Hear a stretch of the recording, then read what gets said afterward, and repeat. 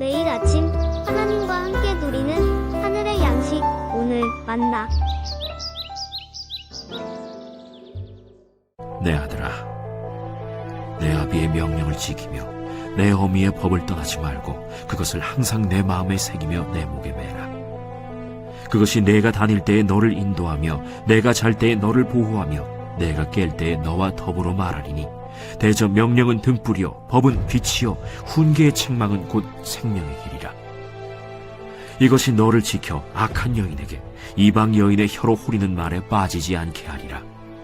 내 마음에 그의 아름다움을 탐하지 말며 그 눈꺼풀에 홀리지 말라. 음료로 말미암아 사람이 한 조각 떡만 남게 됨이며 음란한 여인은 귀한 생명을 사냥함이니라. 사람이 불을 품에 품고서야 어찌 그의 옷이 타지 아니하겠으며 사람이 숯불을 밟고서야 어찌 그의 발이 되지 아니하겠느냐.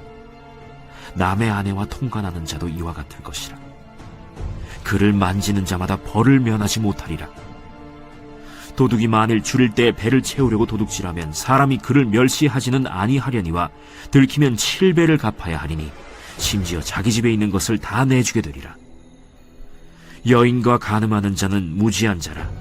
이것을 행하는 자는 자기의 영혼을 망하게 하며 상함과 능욕을 받고 부끄러움을 씻을 수 없게 되나니, 남편이 투기로 분노하여 원수 갚는 날에 용서하지 아니하고 어떤 보상도 받지 아니하며 많은 선물을 줄지라도 듣지 아니하리라. 오늘 본문에서는 음료를 경계하라고 가르칩니다. 그리고 음료로 인한 결과를 실감나는 비유로 경고하고 있습니다. 아비는 아들에게 아비의 명령과 어미의 법을 잊지 말아야 하고 가까이 두고 늘 읽고 실천하라고 말합니다. 그것을 위해 마음에 새기고 목에 매라는 표현을 사용하죠. 이것은 잠언에서 반복하는 강조이고 신명기에서도 자주 나타납니다. 마음에 새기고 목에 거는 것으로 늘 훈계를 기억하고 지키라는 것이죠. 가까이 하라는 말입니다. 부모의 훈계를 가까이 하고 지킨다면 훈계는 지혜가 되어 아들의 삶을 지키고 보호합니다. 이 지혜는 어두운 길을 갈 때 밝히는 등불과 같습니다.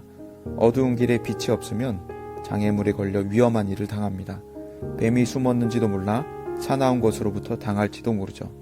하지만 빛이 있으면 장애물과 위험을 미리 발견해 피할 수 있게 해줍니다. 그게 바로 부모의 훈계인 것입니다.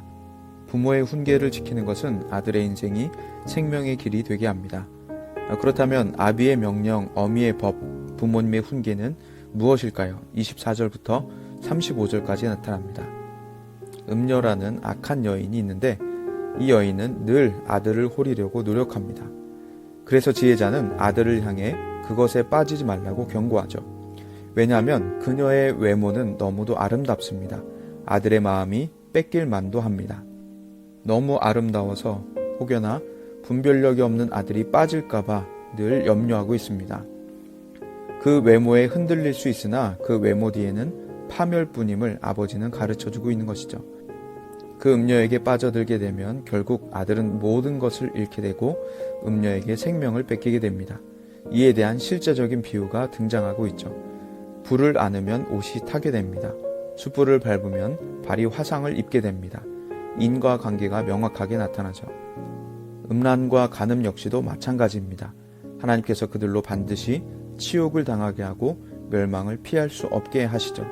도둑질하는 것도 마찬가지입니다. 자신의 배고픈 욕구로 도둑질을 하게 됩니다. 그러나 하나님께서는 그것을 들통나게 하시고 결국 큰 벌을 받게 하시죠.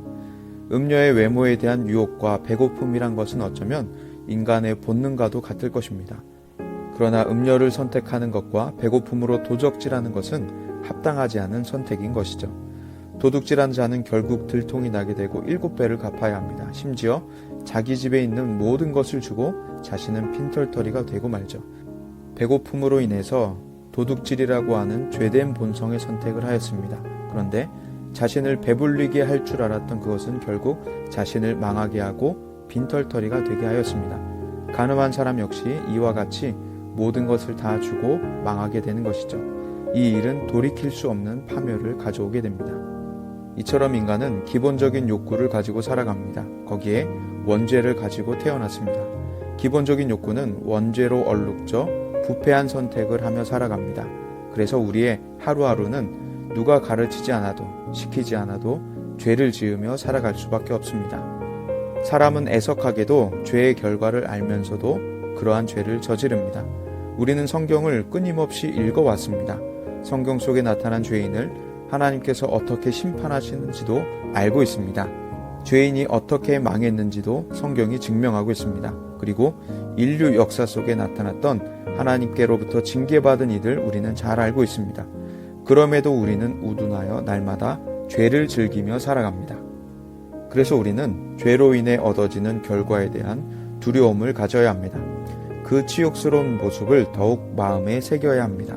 무엇보다 하나님의 마음이 아프시다는 것을 기억하고 두렵고 떨림으로 하루하루 매 순간을 살아나가야 합니다.